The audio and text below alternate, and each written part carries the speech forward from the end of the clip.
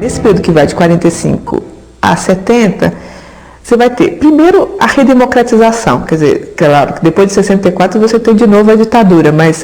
militar, mas nesse primeiro momento, 46, é um momento de redemocratização, ou seja, é o fim do Estado Novo, é o começo de um novo governo, de uma nova proposta de sociedade, e nesse bojo de um novo governo, de uma nova proposta de sociedade, começam as discussões em torno de uma primeira lei geral de educação no Brasil. Quer dizer, que a gente vai chamar de Lei de Diretrizes e Bases, que vai ficar conhecida como a 4.024, que vai ser proclamada em dezembro de 1961, ou seja, então de 46 a 61,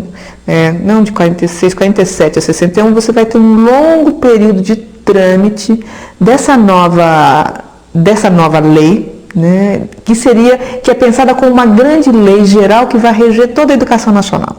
Então, aí as disputas de novo continuam acirradas, porque é de novo na construção dessa lei que você vai organizar o Estado brasileiro e, mais do que organizar o Estado brasileiro, nesse caso, organizar a educação nacional. Então, os grupos,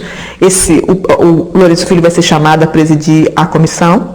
que vai elaborar o anteprojeto da lei. Esse anteprojeto é elaborado. E aí, por indas e vindas, esse projeto se perde, esse projeto ninguém encontra mais, esse projeto desaparece, ele tem que ser refeito, aparece o famoso substitutivo Lacerda. Ou seja, são 13 anos de discussão, 13 anos de disputa, 13 anos de luta mesmo, em torno do que será o grande projeto da educação. E é interessante que finalmente a LDB, a primeira LDB, ela é proclamada, né, promulgada em 1961,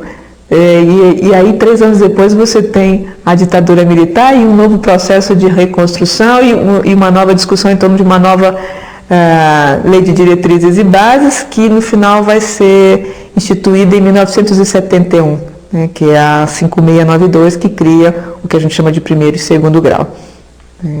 Que agora já é diferente. Mas, enfim, então, esse longo processo até chegar ao fim da LDB é um processo de idas e vindas no que é o grande projeto da educação nacional. Então, o substitutivo Lacerda, que vai ser uma das coisas mais comentadas desse período, ele vai tender a favorecer, ele é um substitutivo imposto pelo Carlos Lacerda, que pretendia dizer que o Estado não estava acima da família na organização da educação, mas que a família precedia o Estado no que devia ser a compreensão do processo educativo, né? Então, nessa mudança do Estado da proeminência para a família da proeminência na diretriz, na organização, na normatização do processo educativo, estava também, de uma certa maneira, né, a presença da Igreja Católica, né, que ao favorecer então a família, dizer a família pode escolher que tipo de educação pode dar ao seu filho, se ela quer uma educação de cunho laico ou de cunho religioso, se a família quer uma educação pública ou privada, e o Estado deve, da mesma maneira, contemplar os vários grupos. Então, essa disputa, né, vai mobilizar muitos educadores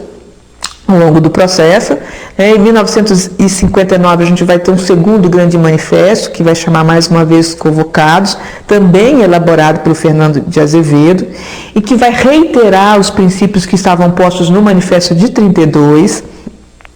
no sentido de uma educação laica, de uma educação única,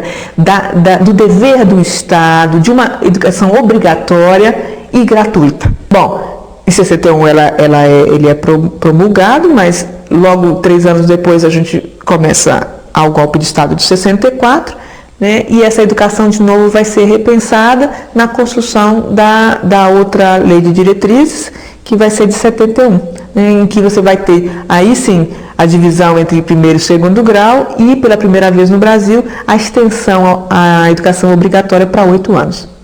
Então, são várias as características dessas duas LDBs, acho que não é a questão da gente ficar enfatizando, né, só a presença, então, desses educadores nesse momento da educação nacional.